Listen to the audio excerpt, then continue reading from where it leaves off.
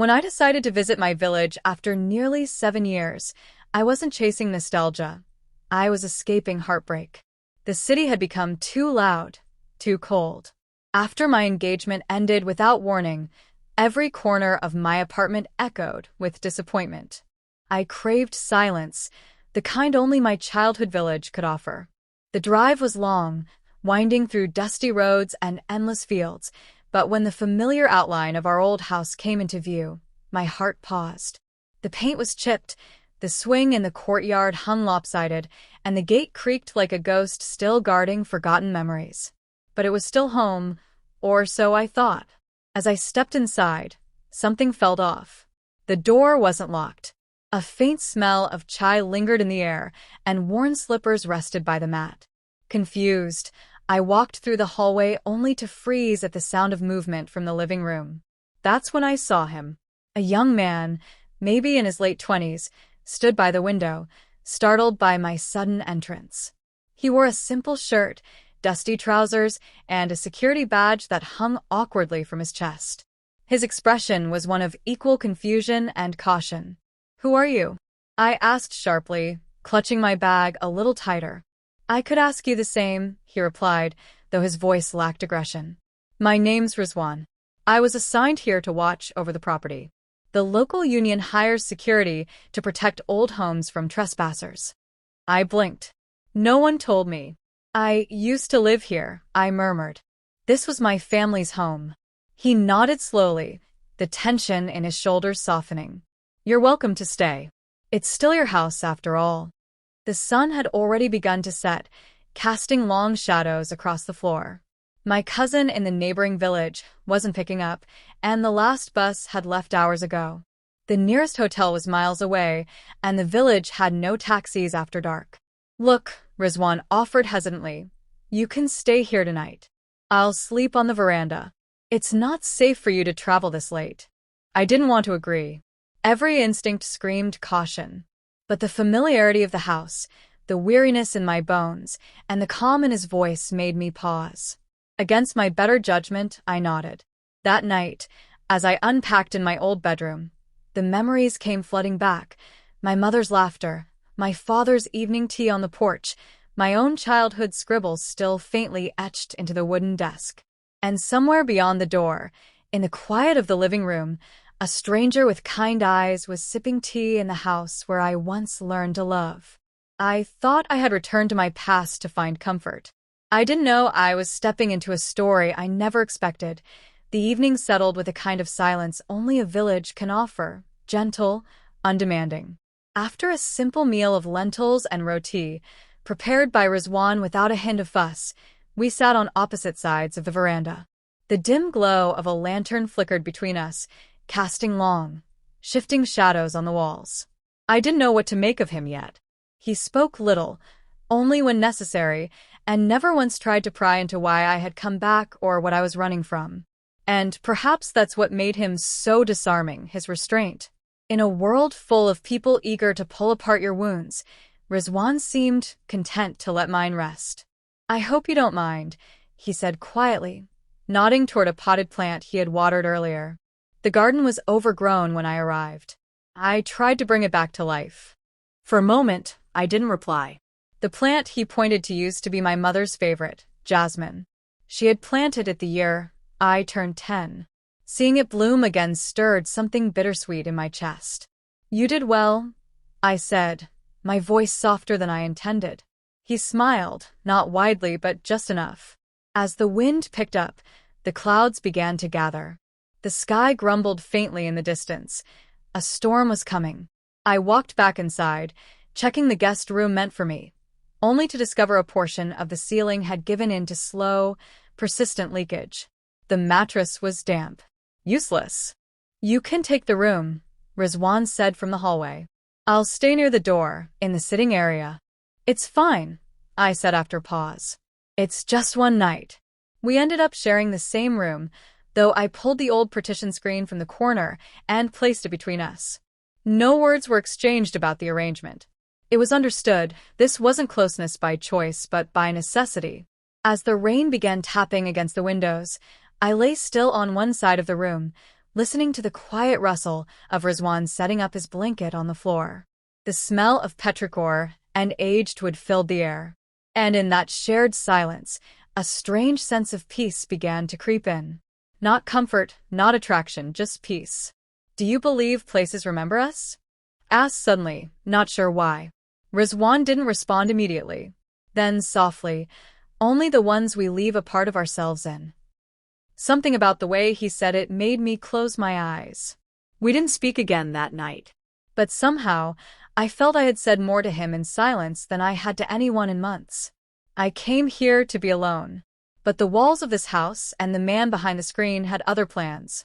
The storm passed by morning, but the air remained thick with the scent of wet soil and something unnamed between us. I woke up to the faint clang of utensils in the kitchen. Rizwan was already up, brewing tea, humming under his breath, a soft, unfamiliar melody that strangely suited the silence of the old house. He greeted me with a nod and offered breakfast: fried eggs, paratha, and cardamom tea. I hesitated, then accepted.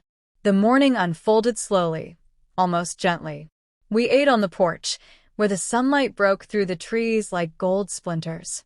The unease of the previous night had dissolved into a quiet, mutual understanding.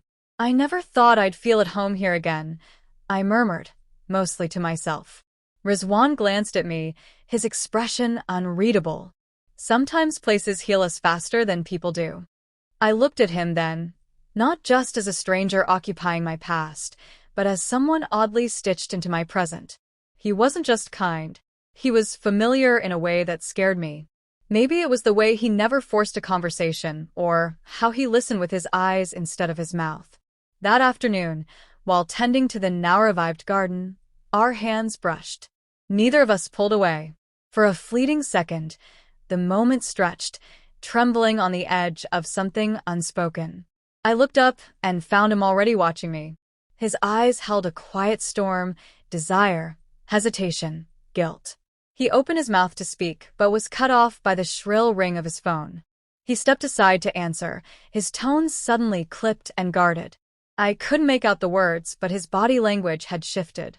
He ended the call quickly, tucking his phone away like it burned. "You all right?" I asked. He hesitated. "There's something I need to tell you." We sat on the stone bench beside the jasmine plant. His voice was calm, but each word felt like a stone dropped into still water. "I wasn't sent here randomly," he began. "I used to work for a private security firm, contract-based. One of our clients was your ex-fiancé." My breath caught. "He knew you might return to this house eventually. He wanted someone stationed here, someone he trusted. I didn't know who you were at first. I was just assigned this post. But once I found out—" "You lied to me," I interrupted, my voice trembling. "You knew who I was. You let me stay here. You shared my space, my memories." "I didn't plan this," he said quickly. "Whatever reason I came here with, it changed. You changed it." I stood up, the weight of betrayal pressing down on my chest. The warmth, the safety, the strange comfort, it had all been built on a lie. For the first time in days, the silence between us wasn't peaceful. It was deafening that I didn't speak for the rest of the day. Rizwan respected that. He didn't follow me around or try to defend himself again. Instead, he sat quietly under the neem tree in the courtyard, head bowed, as if waiting for a verdict only I could deliver. I wandered the house alone, every corner now colored by the weight of betrayal. The walls that once echoed with childhood laughter now whispered of broken trust. The jasmine in the garden, the quiet breakfasts, the rain-soaked night, they all felt distant, like a story I had imagined just to feel whole again. By evening, I found myself standing in front of my old mirror, the one with cracks down the side that never got fixed. I barely recognized the woman staring back. Tired, yes, but not just from the sleepless nights. Tired from trusting too easily, from hoping someone might just be genuine. As if sensing my restlessness, Rizwan approached the doorway, but didn't step inside. "I never meant to hurt you," he said, voice steady but low. "I took the job thinking it would be easy. Guard an empty house, collect my pay, leave. But then you came. And nothing about it felt easy anymore. I looked at him then, really looked. He wasn't the man I had met on the first night. Something in his eyes had shifted. Less guarded, more bare. But was that enough? You should have told me the truth the moment you knew who I was, I replied, my tone firm but not cruel. I was afraid, he admitted. Afraid you'd leave. And I didn't want that. A heavy silence followed. I didn't forgive him, not fully. But something in me softened, enough to understand that not all betrayals come from malice. Some come from fear, from loneliness, from people who aren't quite sure how to love honestly. That night, we didn't share a room. I moved to the guest space, the ceiling patched just enough to keep me dry. Rizwan slept near the gate, where the night wind whispered through the trees. At dawn, I packed my bag. My cousin had called back, and a ride was waiting at the edge of the village. Before I left, I paused at the gate. He stood up as I approached. I don't know if I'll see you again, he said quietly. You might, I replied. Or you might not. A small smile tugged at his lips. Even if I don't, thank you. For the days that felt real. I didn't answer. I just walked away, the jasmine scent following me like a memory I wasn't ready to let go of. Some stories don't end with closure. Some just pause, quietly, painfully, beautifully. And maybe in another life, we'll start from truth, not secrets.